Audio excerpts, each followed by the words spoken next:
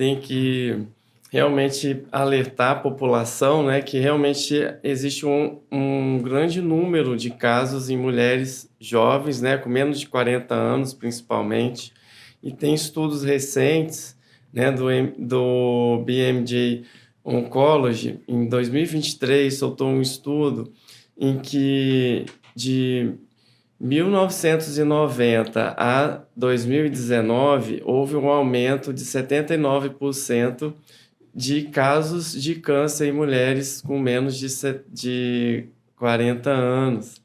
E isso implica também no aumento também da mortalidade em até 30%.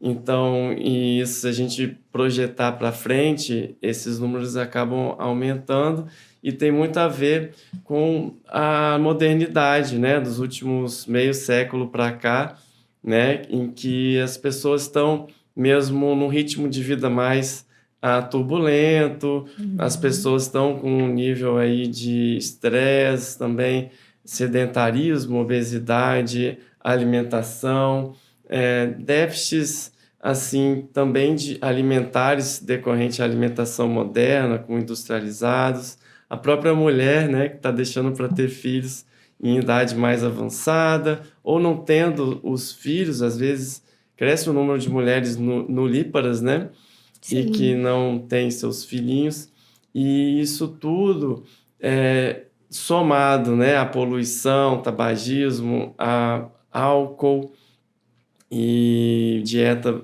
baixa em fibras, tem aumentado aí, infelizmente, um número de casos em mulheres jovens. Então, cada vez mais, como você falou, eu atendo lá no meu consultório mulheres jovens que ainda não completaram a sua prole ou mesmo não tiveram seus filhinhos ainda com diagnóstico de câncer, né? Então, é sabido aí, né, e a Sociedade Americana de Oncologia Clínica, ela alerta, né, que toda mulher, nesse cenário, precisa receber um suporte da medicina reprodutiva, né, um aconselhamento reprodutivo antes mesmo de iniciar o tratamento como uma conduta essencial. Todo paciente que recebe um diagnóstico de câncer, ele passa por um planejamento, que é o que a gente chama de estadiamento, para a gente entender como é que a doença está no corpo e daí para frente a gente vai fazer o tratamento. Nesse período em que ela está fazendo o estadiamento, os exames todos para começar o tratamento, é uma grande janela de oportunidade que ela também tem que ser incluída para fazer, de fato, a consulta com o fertileuta e sim descobrir ali quais são as possibilidades frente à doença que ela tem de preservar a sua fertilidade, a sua escolha, né? E mundialmente, somente 30% a 50% dessas mulheres recebem mesmo essa orientação.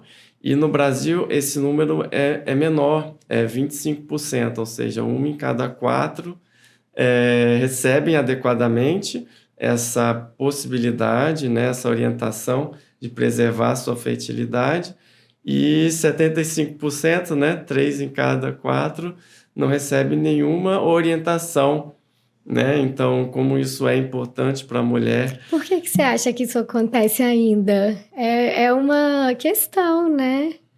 Porque nós vemos na literatura, né, que as técnicas de preservação da fertilidade são seguras, não há dúvida quanto a isso, né? Elas não atrasam o início do tratamento do câncer, elas não pioram o prognóstico da doença. Os hormônios que nós usamos hoje, nós temos como associar com medicamentos que mantêm os níveis de estradiol em níveis praticamente fisiológicos. Então, isso, né, não é um risco, porque antes havia esse temor em relação ao uso de hormônios, né? Mas hoje essa realidade mudou. A principal complicação, que é a síndrome do hiperestímulo, hoje nós temos protocolos de medicamentos para evitar essa complicação e praticamente zerou, né, a complicação nesse sentido. Então, não tem uma justificativa, né, para não indicar.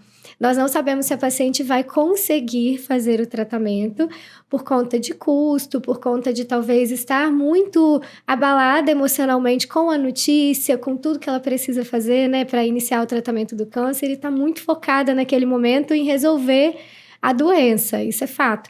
Mas a orientação precisa ser dada, é nosso papel como profissional de saúde, dar a orientação, dar a possibilidade para a paciente escolher, né? Há pouco tempo eu dei uma palestra para oncologistas, eu fiz essa pesquisa e vi esse número e eu fiquei um pouco preocupada, pensativa nesse sentido, assim. Você acha que é medo ainda de demorar, dos hormônios, enfim?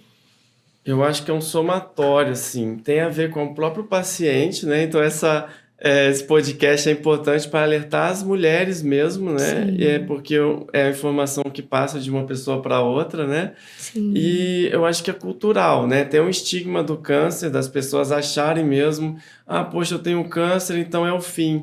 Sim. Né? Ainda tem muito isso, mas a gente sabe que 85% das mulheres jovens que fazem tratamento do câncer vão estar vivas nos próximos 5 anos. Isso numa estatística global. E se a gente for pensar quando o câncer é tratado no início, isso é maior ainda, essa estatística, né? Então, mais mulheres estão sendo curadas do câncer e controladas do câncer. Mas, logo no início que ela recebe o diagnóstico, até pelo fato dessa questão emocional do diagnóstico, ela está ali, às vezes, poxa, eu tive um câncer, mas será que eu vou ter um filho? Será que eu vou poder ter um filho? Né? Às vezes ela pode achar que não, ou às vezes nem pergunta para o médico. Né? Tem a parcela dos médicos, como você falou, que ainda tem medo, que ainda desconhecem, que ainda não estão buscando esse assunto no consultório. Né? Tem uma estatística que fala que algo em torno de 60% dos profissionais hoje de oncologia estão ligados e estão realmente focados em dar essas informações para os pacientes. É um número baixo porque soma-se, né, com a própria desinformação da população, né, em não querer, né, buscar por isso, por achar que não é possível, né, ou que vai atrapalhar, a pessoa fica com medo também, né, poxa, eu vou ter filho, mas como é que eu vou cuidar desse filho? Que a pessoa está achando ali que não vai ficar bem do câncer, né?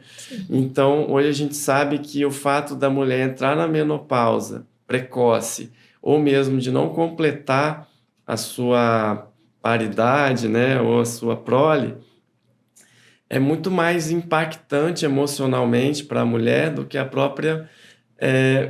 do que o próprio diagnóstico de câncer. Então, isso é muito, muito presente. Então, é fato que a mulher fica muito com medo, né? Então, por isso ela pode não dar devido valor à própria orientação, porque uma coisa é o médico falar para procurar, outra coisa é ela procurar. Né? Então, às vezes, por medo, por falta de apoio, às vezes emocional, ela pode não buscar, ela pega aquele encaminhamento e bota na gaveta. Mas ela não sabe que depois que fizer o tratamento, ela não vai ter mais chance, talvez, de olhar para trás e falar, poxa, e agora? E eu acho que é muito importante também o fluxo, né? Esse oncologista está inserido ou está em uma parceria, em um contato direto com o especialista em reprodução assistida, porque uma coisa também é você só dar um papel com encaminhamento, né? Outra coisa é você falar para a paciente, olha, eu estou fazendo contato aqui, né, com essa médica e eu quero que você procure ela já está te esperando e é rápido, a gente não tem tempo a perder, isso é importante para você. Então, a forma como encaminha também faz toda a diferença, né? E por outro lado, né, na outra ponta, o especialista em reprodução assistida é estar sensível e disponível para essa paciente.